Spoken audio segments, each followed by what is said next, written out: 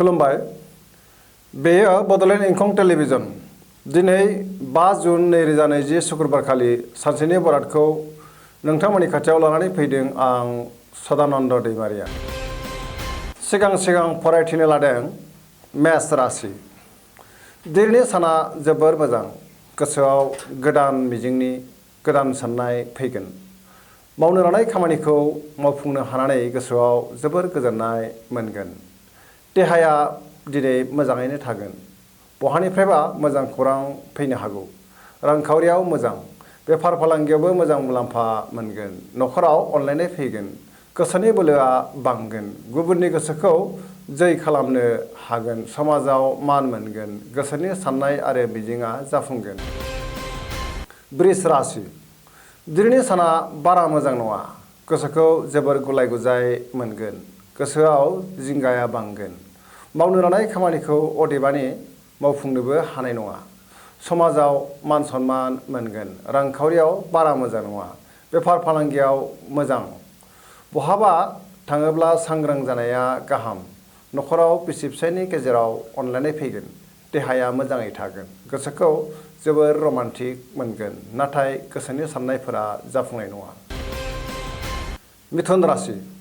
दिनैनि साना मोजां आरो गाज्रिनि गेजेरजों बाबेनलांगोन। देहाया मोजां थानाय नङा। मेंनाय मोनगोन। जानाय लोंनायाव सांग्रां जानाया गाहाम। रांखावरियाव मोजां। बेफार फालांगियावबो मोजां मुलाम्फा अदेबानि मोननो हागोन। न'खराव अनलायनाय फैगोन। समाजाव मान सन्मान मोनगोन। गोसोनि बोलोआ बांगोन। मावनो लानाय खामानिखौ मावफुंनो हानाय नङा। गुबुननि थाखाय जेंनायाव गोग्लैनांनो हागौ। सांग्रां जानाया गाहाम। कर्कट राशि। दिनैनि साना बारा मोजां नङा। गोसोआव बेले बेजे साननाय फैगोन। मावनो लानाय खामानिखौ मावफुंनो हागोन। रांखावरियाव मोजां। बेफार फालांगियावबो मोजां। न'खराव सोरबा लोमजानो हागौ। देहाया मोजां थानाय नङा। गुबुननि हेफाजाब लानांगोन। गुबुननि गोसोखौ अदेबानि बोनोबो हागोन। न'खराव अनलायनाय फैगोन। समाजाव मान मोनगोन। सेंग्रा सिख्लाफ्रा गोसोखौ रमान्टिक मोनगोन। फरायसाफ्रा दिनै मोजां फिथाइ मोननो हागोन। सिंह राशि। दिनैनि साना जोबोर मोजां। गोसोआव मोजां साननाय फैगोन आरो गोबां गोजोनगोन। मावनो लानाय खामानिखौ मावफुंनो हागोन। सोरबा लोगोआ हेफाजाब होगोन। रांखावरियाव मोजां। गोबां धोन मोनगोन। बेफार फालांगियाव मोजां। न'खराव अनलायनाय फैगोन। समाजाव मान मोनगोन। बिमा बिफानि बोर मोनगोन। बिदा फंबायजों गोरोबनो रोंगोन। कन्या राशि। दिनैनि साना मोजां आरो गाज्रिनि गेजेरजों बाबेनलांगोन। गोसोखौ गुलाय गुजाय मोनगोन। गोसोनि बोलोआ बांगोन। रांखावरियाव बारा मोजां नङा। बेफार फालांगियाव बारा मोजां नङा। देहाया अदेबानि मोजाङै थागोन। न'खराव अनलायनाय फैगोन। गोबां खामानियाव मुखुब थानांगोन। सोरजोंबा एना एनिबो जानो हागौ। नाथाय दसेनि थाखायल'। तुला राशि। दिनैनि साना बारा मोजां नङा। गोसोखौ जोबोर गुलाय गुजाय मोनगोन। अदेबानि गोसोनि बोलोआ बांगोन। गोसोनि साननाया आद्रा थागोन।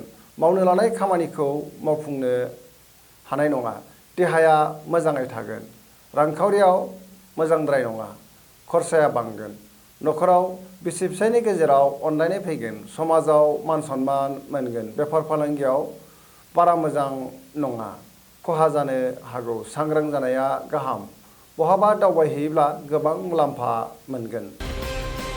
वृश्चिक राशि। दिनैनि साना जोबोर मोजां। गोसोआव पजिटिभ साननाय फैगोन। मावनो लानाय खामानिखौ थि समावनो मावफुंनो हागोन। गोसोनि साननाया जाफुंगोन। गोसोनि बोलोआ बांगोन। समाजाव मान मोनगोन। न'खराव अनलायनाय फैगोन। रांखावरियाव मोजां होनजायो। अदेबानि खरसाया बांगोन। बेफार फालांगियाव मोजां मुलाम्फा मोननो हागोन। देहाया मोजाङै थागोन। अब्लाबो जानाय लोंनायाव सांग्रां थानाया गाहाम। धनु राशि। दिनैनि साना बारा मोजां नङा। गोबां बिथिङाव हेंथा नुजाथिगोन। अदेबानि गोसोआव बोलोआबो बांगोन। मावनो लानाय खामानिखौ थि समाव मावफुंनो हागोन। गोसोनि साननाया जाफुंगोन। रांखावरियाव जोबोर मोजां। बेफार फालांगियाव जोबोर मोजां नंद्राया। समाजाव मान सन्मान बांगोन। देहाया मोजाङै थागोन। जानाय लोंनायाव सांग्रां जानाया गाहाम। न'खराव अनलायनाय फैगोन। गोसोआ रमान्टिक जागोन। मकर राशि। दिनैनि साना जोबोर मोजां, गोसोनि साननाया जाफुंगोन। सिगांनि आद्रा खामानिखौबो दिनै गोरलैयैनो मावफुंनो हागोन। रांखावरियाव जोबोर मोजां, मोननो गोनां धोनखौ मोननो हागोन। बेफार फालांगियाव जोबोर मोजां मुलाम्फा मोनगोन। गुबुनजों मोजां सोमोन्दो लाखिनो रोंगोन। गोब्राब खामानिखौ मावफुंनो हागोन। गोदान खामानि मावनो जोबोर गोसो दुंगोन। न'खराव अनलायनाय फैगोन। रंजा खुसियै थानो हागोन। कुम्भ राशि। दिनैनि साना जोबोर मोजां, गोसोखौ जोबोर गोजोननाय मोनगोन। खामानिखौ थि समाव मावफुंनो हागोन। बहानिफ्रायबा मोजां खौरां फैनो हागौ। समाजाव मान मोनगोन। गोबां मुंदांखा सुबुंजों लोगो मोनलायनो खाबु मोनगोन। रांखावरियाव जोबोर मोजां, बहानिफ्रायबा गोबां धोन मोनगोन। देहाया मोजाङै थागोन। न'खराव बयजोंबो अनलायनाय फैगोन। गुबुननि हेफाजाब मोननो हागोन। सुथुरा जेनगोन। मीन राशि। दिनैनि साना मोजां आरो गाज्रिनि गेजेरजों बाबेनलांगोन। गोसोआव गुलाय गुजाय साननाय फैगोन। देहाया मोजाङै थागोन। रांखावरियाव मोजां, मोननो गोनां धोनखौ दिनै मोननो हागोन। बेफार फालांगियावबो मोजां मुलाम्फा मोनगोन। न'खराव अनलायनाय फैगोन। बहाबा थाङोब्ला गोसोखौ जोबोर गोजोननाय मोनगोन। समाजाव मान मोनगोन। लोगोफोरनि हेफाजाब मोनगोन। गुबुननि गोसोखौ बोनो हागोन। गोसोखौ दिनै जोबोर रमान्टिक मोनगोन। दिनैनि राशि फरायथिनाया एसेनोसै।